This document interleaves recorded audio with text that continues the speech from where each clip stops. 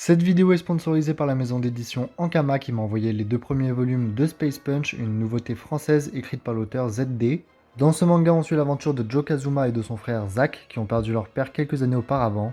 Joe est un livreur de nouilles ne savant pas vraiment quoi faire de sa vie, tandis que Zack est un brigadier de police souhaitant ramener la paix à Mirai City, où les hauts gradés de la police sont de mèche avec le gang Gospel en rivalité constante avec le gang Daruma.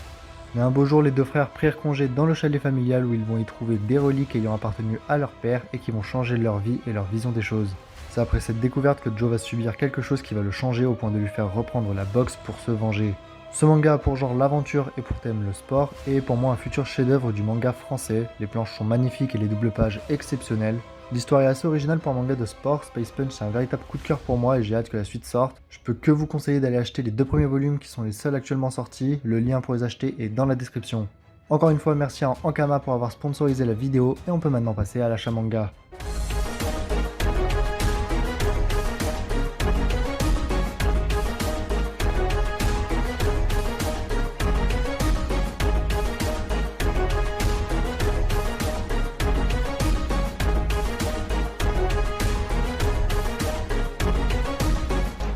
Hey yo! On se retrouve aujourd'hui pour l'achat manga du mois d'avril 2022 qui sera d'ailleurs probablement le dernier achat manga de la chaîne puisqu'après on passera au vlog achat manga et je vous propose qu'on commence sans plus attendre.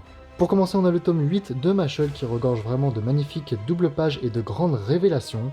Mashle qui d'ailleurs actuellement est dans son arc final. Je pensais que ça durerait un petit peu plus longtemps mais je pense que du coup ça va faire à peu près 15 volumes et on passe directement au suivant. Ensuite, on a le 19e volume d'Eden Zero. Franchement, là, ça commence à devenir vraiment très intéressant. Et ce volume est quand même assez triste en soi, enfin surtout la fin du volume. Et cette couverture est pour moi l'une de mes préférées parce qu'il y a les 4 étoiles brillantes dessus qui sont vraiment magnifiques. D'ailleurs, les couleurs utilisées sur ce volume sont les mêmes que celles des cheveux de Witch. Et j'en dis pas plus, mais c'est pas pour rien. Donc ensuite, on a les tomes 18, 19 et 20 de Dr. Stone qui deviennent vraiment masterclass. Là, clairement, le manga est dans son arc final, c'est fini en 26 volumes au Japon et 232 chapitres. Honnêtement, les avancées technologiques actuellement dans le manga sont assez folles, et l'arc en cours était vraiment très sympa, avec le maître scientifique, entre guillemets, du coup, de Senku, qui est un petit peu diabolique en passant, mais bon, vraiment très cool ces 3 volumes, et on passe directement au suivant. Les 2 premiers volumes de Sakamoto Days, sortis début avril, honnêtement, c'est une nouveauté vraiment incroyable de chez Glénat. J'ai vraiment surkiffé les 2 premiers volumes, honnêtement c'est juste incroyable, j'ai vraiment hâte que le prochain volume sorte. Et pour ceux qui ne connaîtraient pas Sakamoto Days, donc ce personnage c'est Sakamoto, un ex-assassin légendaire qui s'est retiré du coup de son travail parce qu'il est tombé amoureux, a eu un enfant, et du coup là actuellement il tient un supermarché, et il a une prime d'1 milliard de yens sur sa tête il me semble, donc il va être traqué par ses ex-collègues du coup qui sont des assassins également, afin d'essayer de l'éliminer car il est vraiment très dangereux. Ensuite, le 14e et dernier volume de The Quintessential Quintuplé. J'ai enfin la fin de ce manga qui est juste incroyable. Je m'attendais vraiment pas à ce choix-là, mais honnêtement, je suis vraiment pas déçu. J'ai eu un petit peu de mal à l'accepter à la fin du volume 13, mais le volume 14 a su le sublimer au maximum. Et à côté, on a le tome 1 en 48 heures BD avec une cover alternative que je trouve vraiment magnifique. D'ailleurs, les couleurs, ils les ont un petit peu accentuées ou un petit peu diminuées. Enfin, j'ai l'impression que les couleurs des cheveux, tout ça, sont un peu plus foncées, un peu plus ternes, on va dire. Mais ça sublime vraiment. Les 5 sœurs, elles sont vraiment magnifiques. Que ce soit sur le volume 14 ou le volume 1 en 48 heures BD, honnêtement, les deux sont magnifiques. Donc, commencez The Quintessential Quintuplé pour ceux qui ne l'ont toujours pas fait. Et on passe directement au suivant. Ensuite, on a les 2 premiers volumes de Space Punch, comme vous l'avez vu en début de vidéo, vous savez maintenant de quoi ça parle. Mais encore une fois, c'est juste une masterclass, honnêtement. Honnêtement, je vous invite vraiment à les acheter. Ça s'annonce vraiment être une grosse bombe du manga français. Honnêtement, Space Punch, ne manquez pas l'occasion. Ça peut plaire, je pense, au plus grand nombre sur ma chaîne. Ensuite, le volume 2 de Darling in the Franxx. Donc, j'ai pas encore lu le volume. Ce que je sais, c'est que Ichigo est vraiment très sympa sur ce volume. Même si j'ai une petite préférence pour Zero Two, mais j'ai toujours pas regardé l'animé. Donc je sais pas vraiment ce qui va se passer dedans. Et je sais pas si Ichigo va être plus importante que Zero Two ou pas. Je ne pense pas personnellement, mais on sait jamais. En tout cas, magnifique 2e volume. Il me semble que Darling in the Franxx est fini en 8 volumes au Japon. Ou 16 volumes, je sais plus. Il me semble que c'est 8. Et je pense que je vais vraiment pas être déçu. Le tome 11 de Valkyrie Apocalypse, honnêtement, gros retournement de situation de Bouddha dans ce volume. Probablement le meilleur volume actuellement que j'ai de Valkyrie Apocalypse, en tout cas que j'ai lu. Honnêtement, je le voyais vraiment pas venir et c'est vraiment incroyable. Je pensais pas que l'auteur aurait pensé à ça parce que bah, j'y ai même pas pensé d'ailleurs. Je pensais même pas que c'était possible ou autorisé. Bon, en tout cas, le tome 11 de Valkyrie Apocalypse, probablement le meilleur volume. Et le combat qui commence dedans s'annonce vraiment incroyable. Le volume 6 de Demon Slave que je n'ai toujours pas lu avec Tenka, la commandante du 6e escadron, qui est apparemment extrêmement forte et qui risque de craquer pour le personnage principal de l'œuvre. Demon Slave, pareil, c'est pas très connu, mais franchement c'est vraiment sympa. Il est un petit peu etchi de temps en temps. C'est agréable pour passer le temps et le manga est quand même assez agréable dans le fond et l'histoire assez prenante. Togenenki, la nouvelle bombe de chez Kana, le volume 3, avec ce personnage sur la couverture qui est juste très très glauque, mais qui est un petit peu en mode Sasuke on va dire, avec des scies circulaires formés de sang qui sortent de ses bras. Honnêtement, il se bat vraiment très très bien, et je pense que ça risque d'être l'un des personnages principaux de la série.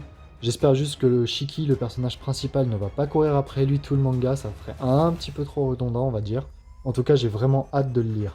Le 14e volume de Jujutsu Kaisen, d'ailleurs, qui a eu sa couverture primée entre guillemets par Kiyun. Ce qui veut dire que Kiyun pense que sur les 14 volumes français actuellement sortis, la couverture du volume 14 est la plus belle.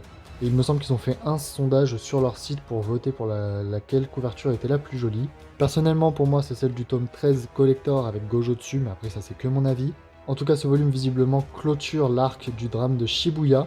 A voir maintenant ce que ça va donner, faut que je rattrape ça tout de suite. Ensuite, on passe au premier des deux collectors de cette vidéo, le volume 32 de My Hero Academia en édition collector.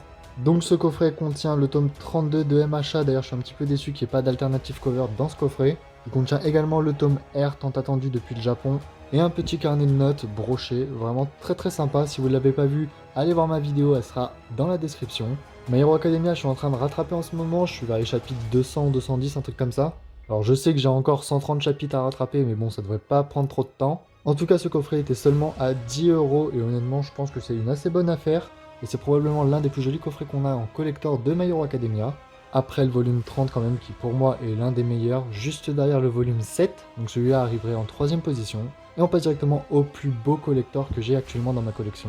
Et pour terminer, du coup, on a le volume 100 collector de One Piece en édition italienne. Donc le coffret est suffisamment grand pour qu'il rentre même pas dans l'angle de la caméra. Je vous propose de l'ouvrir comme ça vous verrez ce qu'il y a dedans.